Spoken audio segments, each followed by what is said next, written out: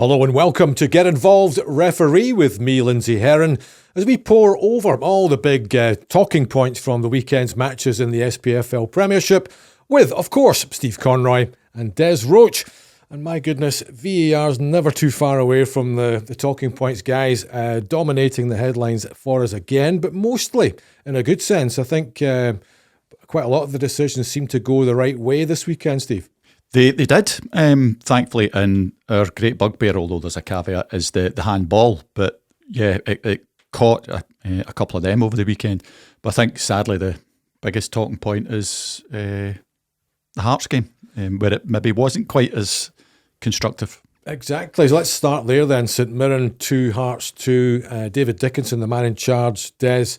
And the big talking point, as Steve suggested there, a challenge by Peter Haring on Mark O'Hara, and a quick red card from David rather than taking his time over that one.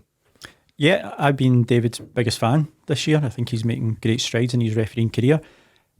But I can't defend that one. I can't defend it. When I seen it for the first time on live feed, I thought, what are you doing? And he's jumped in so quickly. He's not, in that you've got a triangle there. You've got the assistant referee who's on that side. Mm-hmm. You've got David who's coming in, and you've got the fourth official. And for him to come out with a red card so quickly and so abruptly, I was shocked. I really was. And then I was probably even more shocked by the fact that VAR never intervened and never asked for a non-field review, given the fact that, in my opinion, that is a clear and obvious error. The Haring has went for the ball. He's not challenged in a malicious way. It's not serious foul play. It's not endangering the safety of an opponent. It's not denying an obvious goal-scoring opportunity. It's just a straightforward yellow card. So, yeah, I think David, on reflection, will probably be a bit disappointed when he sees it. But for 4 people to be culpable in that one error, I find that a wee bit hard to take. It was interesting because Greg Aitken was the VAR on that game, Steve, and he was doubling up on Saturday because he was busy at Ibrox earlier on, covering the Rangers Celtic match at Ibrox. He wasn't at Ibrox, but I suppose you can do that if it's an early kickoff. Why did he not get involved then? Are you surprised? I'm surprised, exactly as Des said. Des said. The mitigation for the assistant and the fourth official is that we don't know if there was anything going on in the dugouts that Alan was taken to do with. We don't know what was going on in field that the assistant was taking care of, but there was potentially 4 sets of eyes on that. So we'll maybe let the assistant, forgive me, I don't remember his name, and Alan, they could have been busy elsewhere. David came in, and it's not like him. He looked as though there was no thought went into that whatsoever. The red card was brandished as quick as you like. It was not in a million years a red card. It would have to be denying an obvious goal scoring opportunity, violent conduct, or serious foul play. I've got absolutely no idea which one of those 3 could have been called into question. Although if I remember right, it might even have been at St Mirren earlier in the season where something was deemed to be an obvious goal scoring opportunity when it was virtually on the halfway line, because it was taken as that's the moment that it becomes an attack. Yeah, I think that but he was in his own half. Yeah, I think that was Keanu Bacchus earlier on in the year where that occurred. Yeah, and I think it was Alan Muir who was the fourth official. Mm-hmm. But I have absolutely no idea how that was deemed a red card. David has gone in far too quickly. He's made a mistake. It was never a red card, but we keep saying it. We've all been there. We've all made mistakes. But for the life of me, I can't explain why somebody has looked at that over and over and come to the conclusion that that was a red card. Hearts have obviously appealed the decision. They'll get a hearing this week. Des, do you imagine they'll be successful? Yeah, I think it'd be mind-blowing if they're not successful. When you're looking at the ones with Shinnie over the last couple of weeks, and then if they're going to uphold this red card, it can't be upheld. It's got to be overturned, and quite rightly so. To be fair, Haring took it quite well. He got up and he never overly remonstrated. But like Steve said there, if you've got those eyes on it and you've got the chance to rewind it, watch it, it's never a red card. Unfortunately, it's never a red card, and I'm surprised that Greg never actually got David across to have a wee look at it. Mm-hmm. This seems to be the sort of common theme. What is a clear and obvious error? as referees, you'll know in your own mind what that is, but a supporter looking on at that situation thinks that is a clear and obvious error. That is a clear and obvious error, and it's a sliding scale of what's a foul. You've got the barn door foul, and you've got the one who is clearly not a foul. And the closer they get, there's a crossover point. So in the area in the middle, it'll be a grey area. It's your opinion's different from Desi's, different from mine, and you can just say, well, that's opinion. I will be flabbergasted. I think I might be flabbergasted if the SFA come out and try and say that was, in the opinion of the referee, a red card. I can't. I won't believe until I see it that they will say that the VAR was right not to get involved because it is only a matter of opinion and it's not a clear and obvious error. If they're going to, and I hate to say it, if they're going to back up Greg and say that he was right there, then they have to back it up by telling us which of the offences he was guilty of. And if that is a clear and obvious goal scoring opportunity, then I've got even more of a chance of scoring than bluting the ball in the box. Look at that incident compared to the one last week with Maeda, where everyone was having an opinion on it. This one, I think it's 99% of the population will turn around and say, no, that's not a red card. So those are two clear and obvious errors on the opposite side of the scale for me. Because the Maeda one, it was subjective, and as we've always said, it's the referee's opinion over fact, and you've got to go with the referee's opinion. But that one on Saturday, it's that's factual. There was no contact. There was nothing there to endanger serious foul play, obvious goal scoring opportunity, etc. But as Steve said, if they do carry through with the red card, I would love to know the reasoning for it. Yeah, there must be a clamour, especially from Hearts, to justify that staying as a red card. Yeah, absolutely. I suppose David Dickinson did get a big decision right at a crucial time in the game. Hearts chasing an equaliser 6 minutes into added time, and a stupid challenge by Ryan Flynn, it seemed to me, on Josh Ginnelly to give Hearts a penalty kick, which Lawrence Shanklin scored. A penalty for you, Steve? Oh yeah, absolutely. Yeah, not a question. No, not a problem. Yeah, he's made a very silly challenge. He's running towards the corner flag almost. He's running away from the goals, and what he's done there is he's given the referee a decision to make. He's clearly put his hand in his back of it. Yes, it's soft, very, very soft. But if you take that chance, then you run the risk. And he ran the risk, and Stephen Robinson was quite accepting of it as well. Oh yeah, no, he wasn't complaining. And I hate to quote hierarchy in the SFA, but Willie Young is always saying, a soft-boiled egg is still a boiled egg. Yep. I suppose from David's point of view, when he looks back in the game, he'll think, okay, I might have got the Hearts sending off wrong, but at least I gave them a penalty. Not to even it up. Yeah, obviously not to even it up. Not to even it up. That was, I guess, the most, controversial VAR situation of the weekend. And again, handball dominating the horizon for us.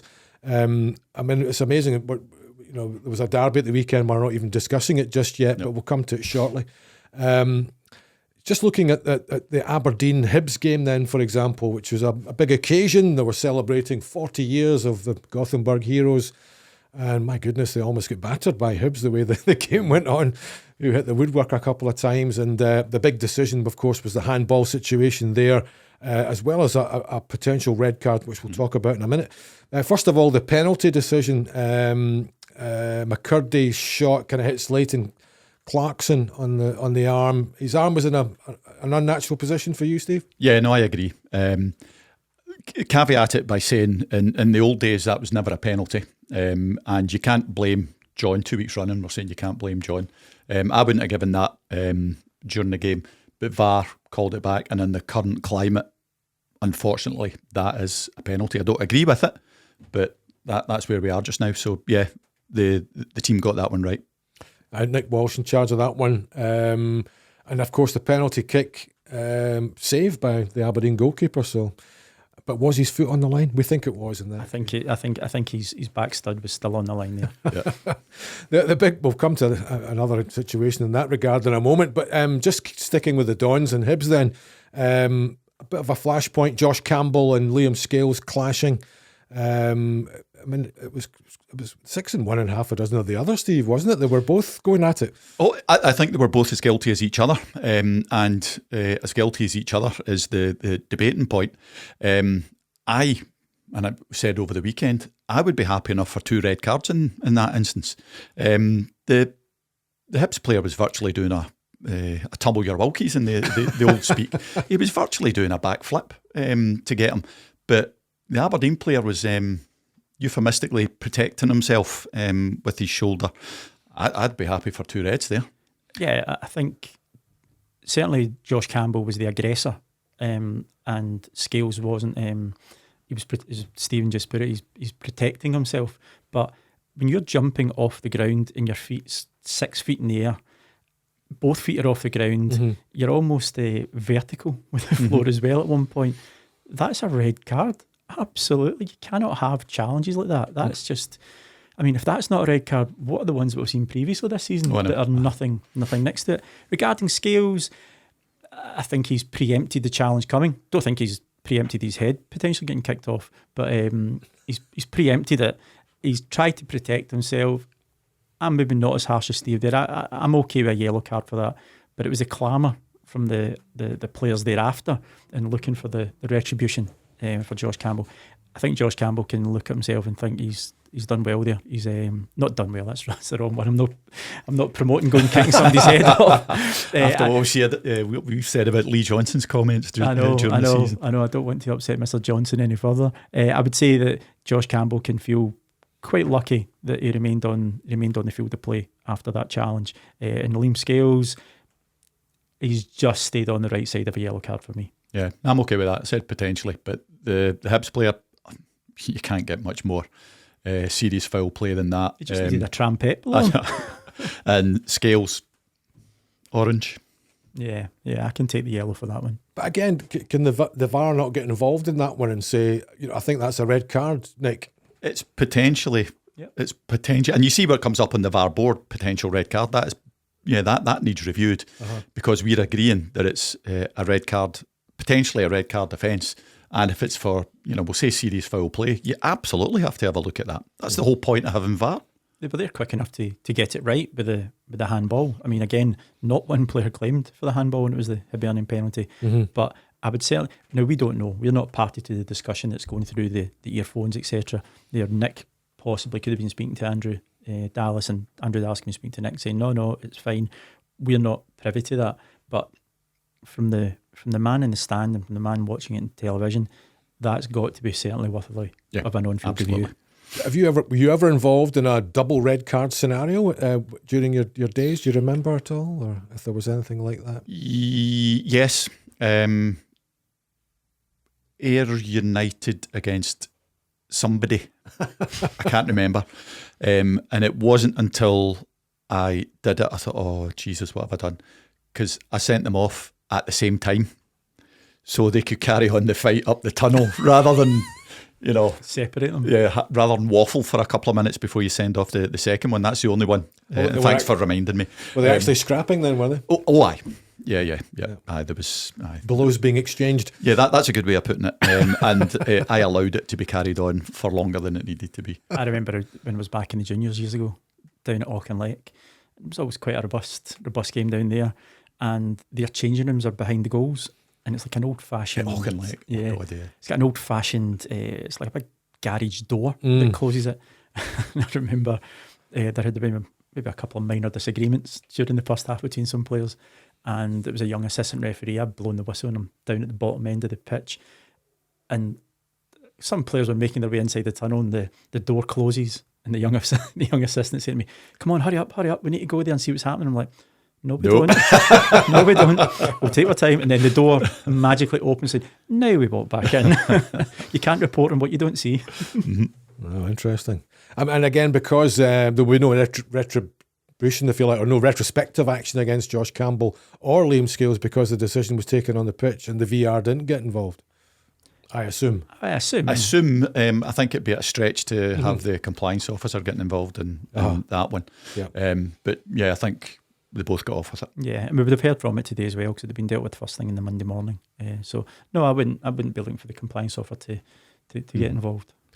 Another penalty in the Motherwell game, St Johnstone Motherwell. This time the goalkeeper was penalised for coming off his line. Remy Matthews, just too quick, and he saved a really bad penalty kick by the excellent Kevin Van Veen and gave him another chance. And of course, inevitably he scored with the next one. I find that rule a wee bit harsh. How do you feel about this coming off your line scenario? Well, I agree with you. I think it's probably harsh, but it's geographic, so you can't argue about that. And the law still states that you need to be on on the line, or at least 1 foot anyway. At least a part of 1 foot. Part of 1 foot. So if they had any sense, they'd watch what happens in a rugby mall when you've got somebody who's already 6'6" who's stretching out their leg as far as they could possibly get it, so that it's further away from the opposition getting it. So if they were to time it properly, then you could be virtually on the 6-yard line for these goalies and still be on the line. That's been a bit facetious. It's geographic. These are one of the few. It's black and white, and he was off his line. I think if I was a coach, and we discussed it earlier, I would be saying to my goalkeeper, start a yard behind your line, and therefore give you your momentum, because it's also very difficult to sprawl your body from a static stand. So start 1 yard behind, take your yard forward. You're on the line, and you don't run the risk of potentially having a retake. But that's what VAR's there for, and it correctly called it. So no argument whatsoever. And we got away with one in the Euros. That's what David Marshall did in the penalties. Yes. You saw him. He started behind the line. All right, he was virtually sprinting, but he timed it so that part of his foot was still on the line when the ball was struck. Yeah, absolutely. And there was no doubt about the penalty award. Des, it was a silly Andy Considine trip on Stephen O'Donnell. Yeah, I mean, it was quite tight as well. There was a few players around him. I don't think O'Donnell was going anywhere or going to swivel and have a shot. Andrew Considine's tried to put his foot across. He's obviously made contact with the player rather than the ball. So I'm fine with that. That was a penalty kick. Grant Irvine called that one correctly. Another handball up at Tannadice. Again, celebration in the air up there. 40 years of winning the Premier League title under Jim McLean. You and I are old enough to remember that, Steve. Sadly, yes, sadly. And it all went pear-shaped for them, didn't it? Ross County running out 3-1 winners. And a handball actually went Dundee United's way. Pretty point blank, wasn't it, from Bezic, rather, the ball coming in, it just catches Sims. Yeah. But his hand was up, wasn't it? His hand was up, so he's trying to jump up and block it. I can understand that. But given the current day and age and given the current interpretation and application laws, it's a penalty kick every day of the week. So his hands have went up. He's tried to elevate. But as soon as his hands are out and it's hitting him, you know the decision that's coming. Oh yeah, I think even in the old days, that's a penalty. Yeah, it's stupid. You contrast that with one later on with the guy tries to put his hands behind his back, which is just as unnatural as anything else. That's a conscious effort to get out of the way. But when you jump and you put your arms up like that, there's only one outcome. And there was a similar one with Jason Holt in the Livingston game as well against Kilmarnock. I mean, what's he doing? He's throwing his left arm up there. Oh, I know. And when you listen to David, I was going to say Eric Martindale, that's the ex-ref. When you hear David Martindale, he was cast his eyes to heaven as well. What possesses you? We all make mistakes, but geez. That was the most blatant one for him. Christian Dodges obviously had the ball at his feet. Jason Holt's, I mean, we've called Connor Goldson a goalkeeper before, but Jason Holt's hands are entirely in a wrong position. So never in a month of Sundays was he going to get out of that one. No. That's a good segue, Des. Connor Goldson involved in one of the few sort of contentious moments in a very tepid Rangers Celtic match on Saturday in terms of decisions and confrontations or any potential flashpoints. Indeed, ball comes into the box and he's lost his footing and he's thrown his right arm down to protect his fall, and the ball hits him in the arm. Yeah, well, before we touch on Connor Goldson there, I would say that we've got to give all credit to Steven McLean. This is his first game he's done in the Old Firm for a number of years, 2016. Yeah, just 15, 16. Yeah, I believe. December, I think. Yeah, so these games are never easy, and it might have looked easy, but Steven was working really, really hard, and he contributed to the match. So we've got to give him credit. Steven done excellent.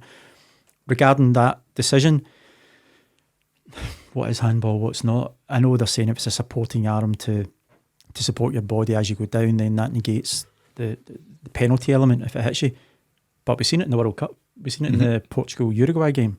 And again, it's just another caveat of inconsistencies that we've seen throughout the season in Scottish football. If that is the ruling, then no problem. It's not a penalty kick. But it had to be Conor Goldson, didn't it? It had to be Teflon Don himself. But if that's the way they're being coached and that's the ruling, okay, but come on, let's see it consistent across the board, across all countries, because I do think we still have a major error with it. I agree. It had to be Goldson, didn't it? Written in the stars. Best goalie of the season. And again, I'm with you. If we're allowed to do that, if the supporting arm is acceptable now, it certainly wasn't in the World Cup, and not only did it hit the supporting player, the Uruguay defender, it went through his legs and then hit his supporting arm, and they got a penalty given against them. So, and I know that's months ago now, but again, it needs to be consistent.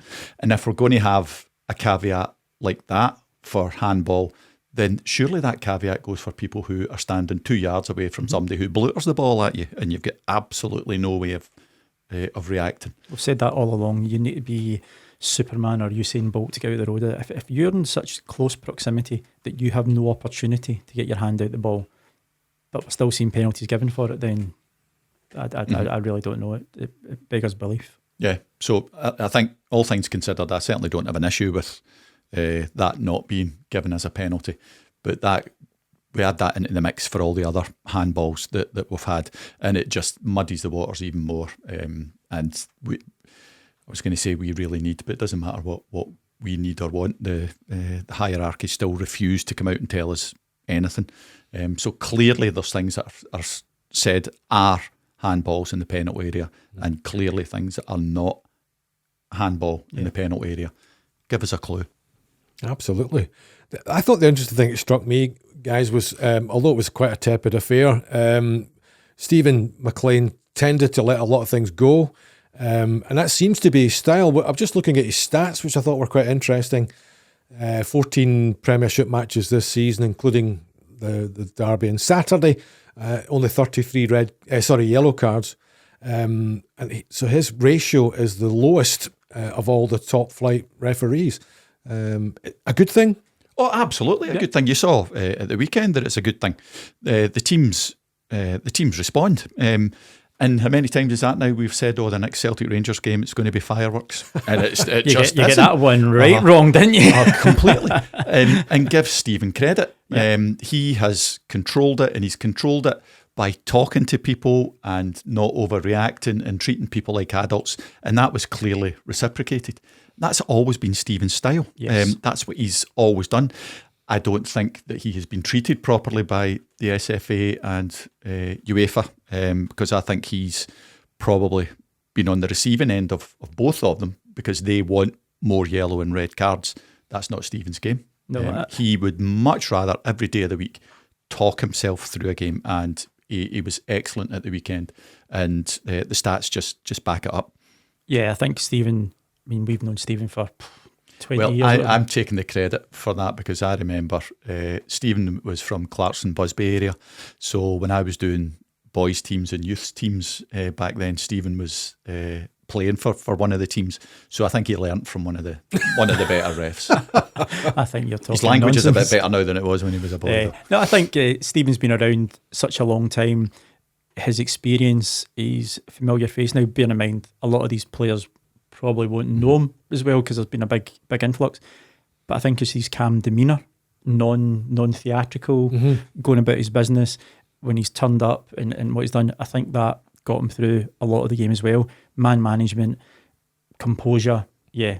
I think it was a great. And again, it's experience, isn't it? Yeah, experience gets through. It's great to have all these young guys come through, but for some of these big games, you just need a wise old head on it and just say, right, okay, let's just take stock of this. And that's what Steven done. And you can see he let a few things go, which I think was received well by the players.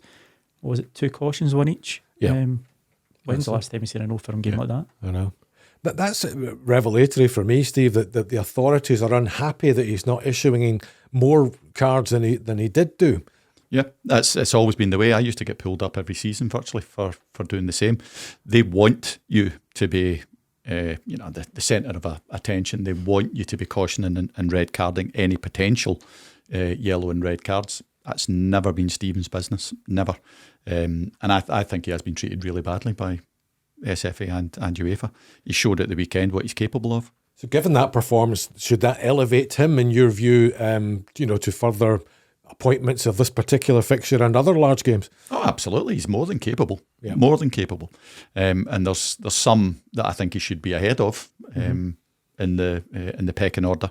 But I'm glad he got the game at the weekend after all these years, and I'm glad it went so well for him. It's interesting, the last two appointments have worked out so well. Don Robertson, that is, coming in at the 11th hour to replace injured Willie Collum and having a really good game as well. Mm-hmm. Oh, absolutely.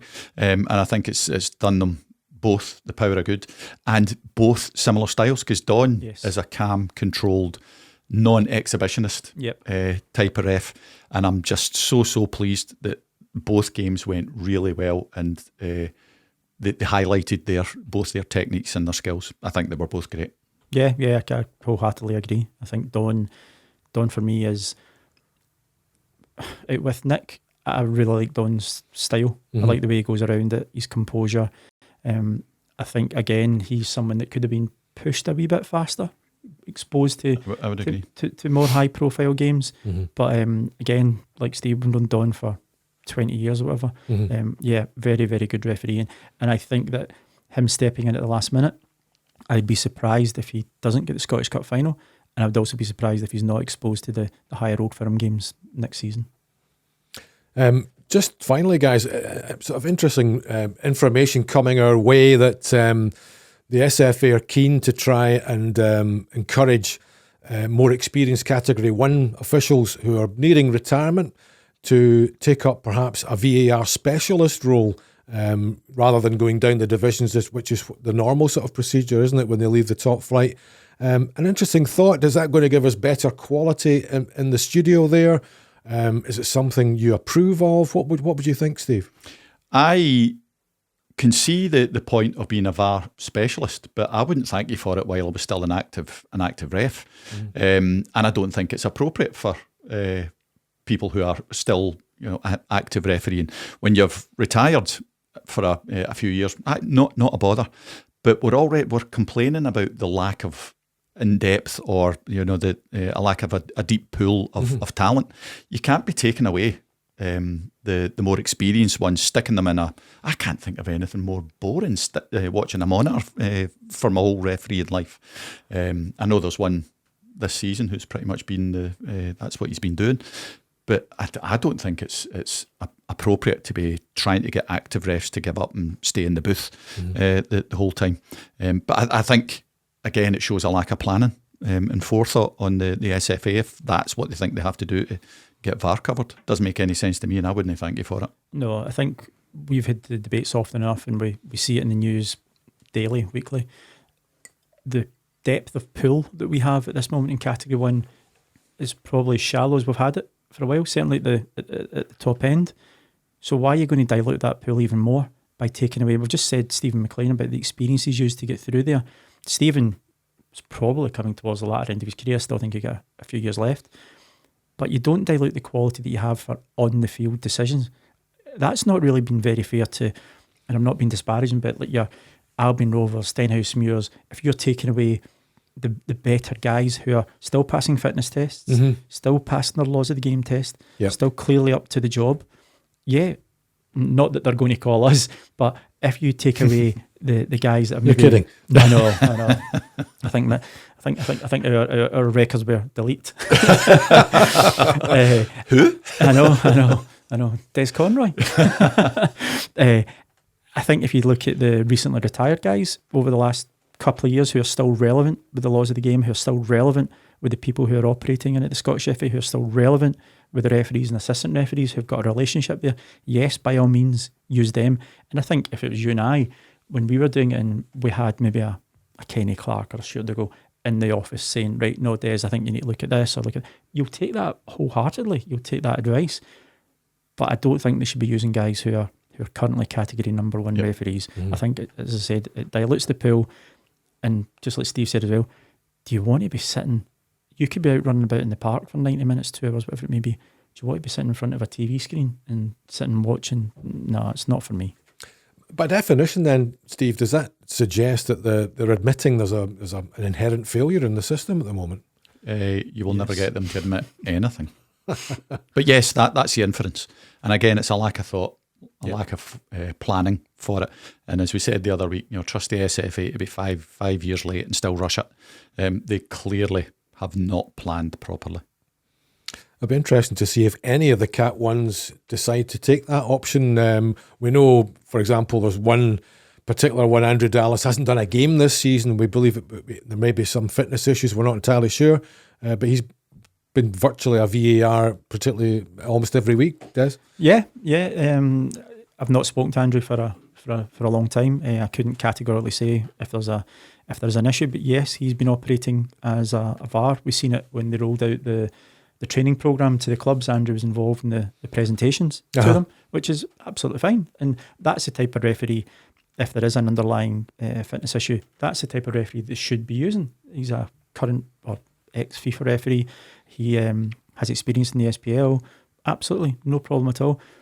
But the planning and the implementation of it clearly hasn't been there. No. Because if they're now getting to, we're in May, so you need maybe a pool of, if there's 6 games every weekend that's on VAR, you probably need a pool of 10, 12 at the most. At the most. Surely that's not hard to work on. Surely that's not unfathomable that you can have that in place wouldn't have thought so. Prior to implementing it. But Steve said, 5 years late and we're still rushing it in, bringing it in October. Chief Executive telling us how it's going to be a car crash. It's just been bedlam. Yeah. And my bugbear about Mr. Dallas, he's still officially a Cat 1 referee. That's been a waste of no offence to him, that's a waste of a position. If he was not going to be refereeing games, then there should have been somebody else in, and that would at least deepen the pool, however slightly, but it would still give us a bigger choice. Yeah. Interesting stuff indeed, lads. Thanks for your time this evening, and we'll see you next time on Get Involved Referee.